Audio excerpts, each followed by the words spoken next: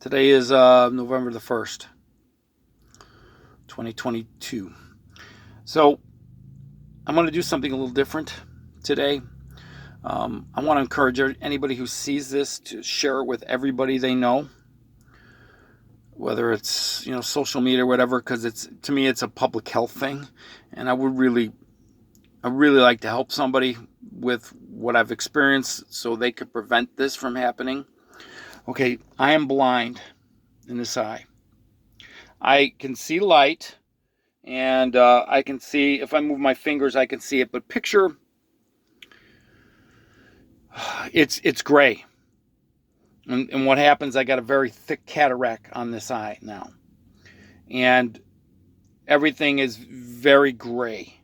And even though I can see color, but for all intents and purposes, I might as well just scoop this eye out of my head and just throw it away, because it's not really worth anything. So I want to explain how this happened, and I'm hoping that this will prevent some, because there was some stuff the doctors should have told me, even though I asked a million questions. So let me explain it. I'll do it as quickly as possible. It may have been related to the virus of unknown origins, so to speak, because this showed up about 8 weeks after an infection of that virus in 2020. So let me explain it real quick. I've had a total of 4 eye surgeries on this eye. 3 of them being retinal surgery, where they reattach the retina in the back of your eye. So the retina is the tissue on the inside of the eye, behind the eye, that's responsible for you being able to see everything. Okay, and what happens if that comes away? If something happens and just even the smallest hole or tear, the fluid in your eye gets behind it, and it'll peel that retina off. And they got to laser it back on and form scar tissue and cements it back on. Now, the tissue in the back of your eye is nerve tissue. It's similar to your nerves, and it's similar to your brain and your spine and everything. And it doesn't heal quickly. It takes about a year to heal. So I'll run this through, because I think it's important that everybody, because if I paid attention to the signs early, I probably would still have my sight, but I just didn't pay any attention to it. So what happened was, imagine you're driving and you see a fly on the window, on the driver's side window, and you turn to look and it's not there. It's in your peripheral vision. Imagine you're sitting at home at your desktop and there's a fly on the wall in your peripheral vision. You turn and it's not there. Just imagine that, because we've all seen a fly on the window. That's exactly how you see it. It's just in your peripheral vision. And that was going on for a couple weeks. And what I should have done is gone to the eye doctor, but I'm not a doctor person. The last time I was at a doctor for not feeling well was when I was 21 years old. I'm 57 now, soon to be 58. I have not been to a doctor since.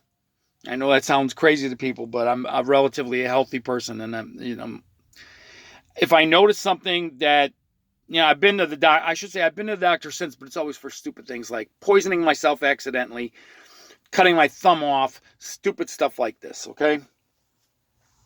Where I need surgical procedures. So what ends up happening is I end up going to the eye doctor, because what happened is, around the 4th of July weekend, I noticed I would call a curtain or a shade being pulled down on my eye. And it started out right at the top, in the middle of the top, and it just started to get dark, like somebody was pulling down a shade. And I started to do some research, and then I worked with a woman who had retinal surgery, and I said, hey, I'm going to call her up, and I started to talk to her. And what they did for her is she went in for a routine eye exam, and they found, just by looking in her eye, they saw that she had some weakness going on. They went in there, what I would call spot welded it, just with a laser, and she was okay, and she's been okay. But when you let it progress and it's like peeling this layer of the grape down. It's being pulled down. So the more it comes down, the more they got to do. So what they do is, to fix this, they take a laser and they literally zap the back of your eye. It causes scar tissue in your eye, heals that way. It takes about a year, 6 months to a year to fully heal. So what they do is they take the fluid out of your eye, they fill it with nitrous oxide, they they frame it out, and you got to lay on your face for 2 weeks to keep that bubble of air against the back of your eye for it to heal. So you got to do that for 2 weeks.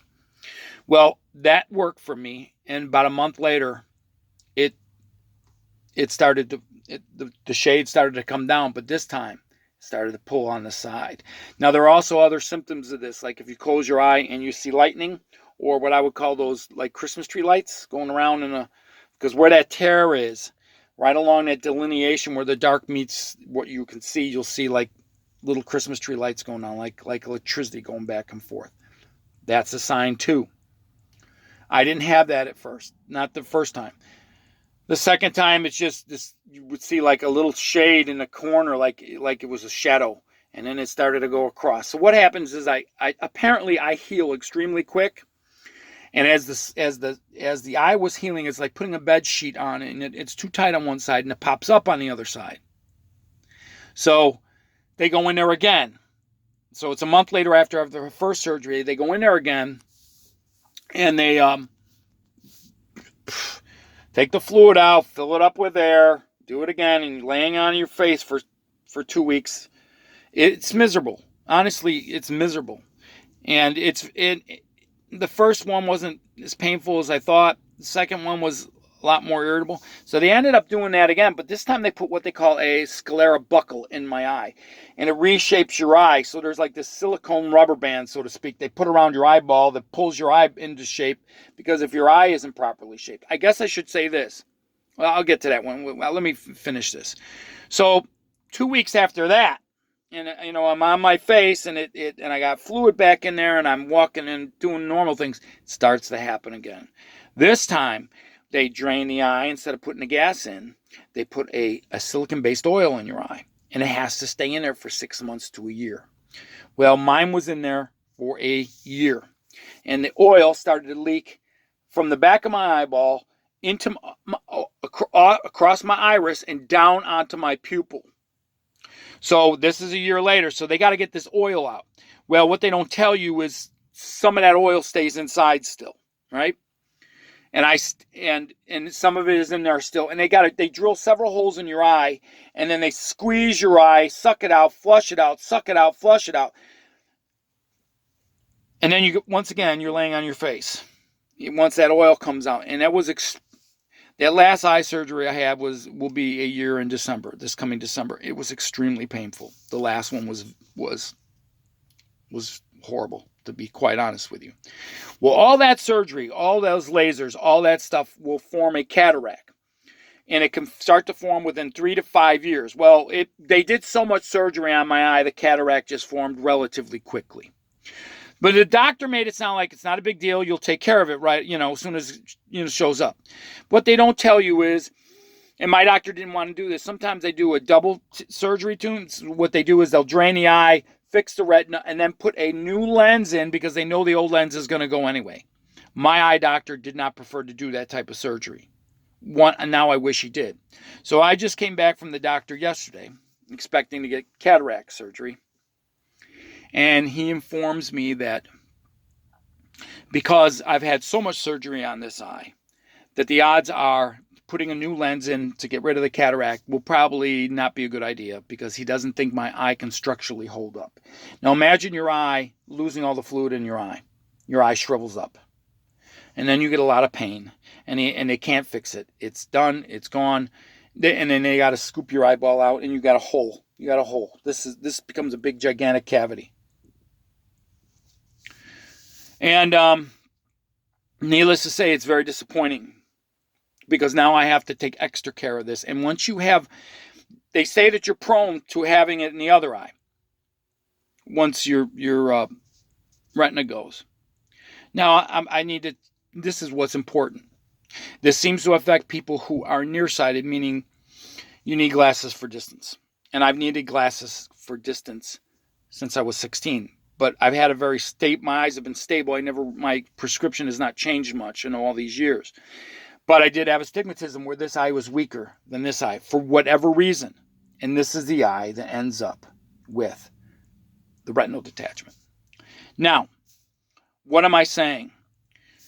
Well, I want everybody that sees this to listen to everything I said, everything I talked about, to pay attention to these signs and what you see.